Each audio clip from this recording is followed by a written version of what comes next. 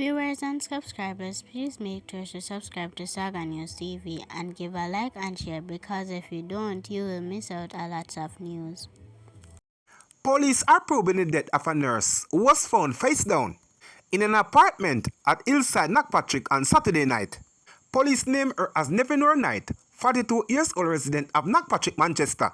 Detectives are probing how Knight died and have so far collected statements from two people, including a man who was said to be romantically connected to her. A police report said that about 9 p.m., one of two men who live at the apartment stumbled near Knight's body near a doorway in the vicinity of a kitchen. The police were alerted and the scene was processed. Police said they saw what appeared to be blood. And Knight mouth, police also said there was no visible mark of violence on her body. A reliable source said her car was parked at some considerable distance away from the apartment. Source also say Knight was married to a member of the Jamaica Constabulary Force, but is said to be separated from him. Police are awaiting an autopsy to determine the cause of her death.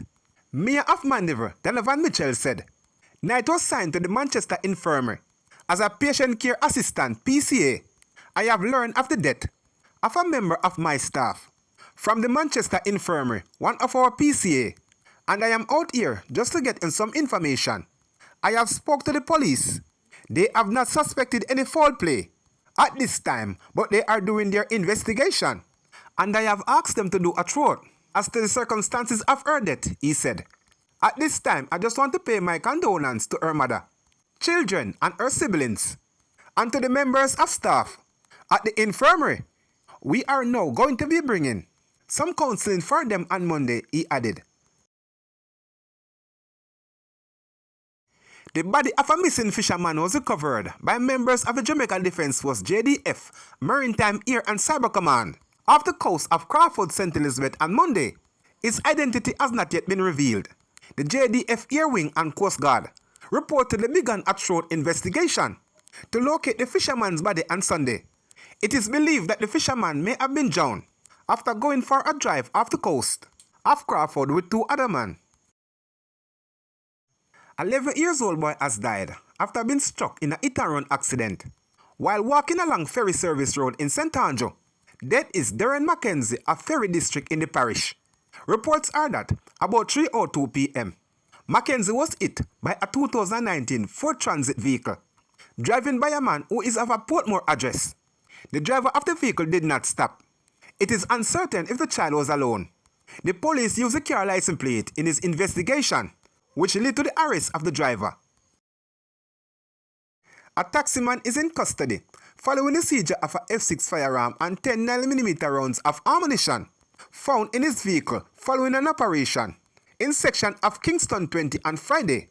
The Jamaica Constabulary Force reports that about 7:14 p.m., investigators intercepted a motor car and a search revealed the prohibited weapon and ammunition and 6 magazines. The driver from Duane Park was subsequently arrested.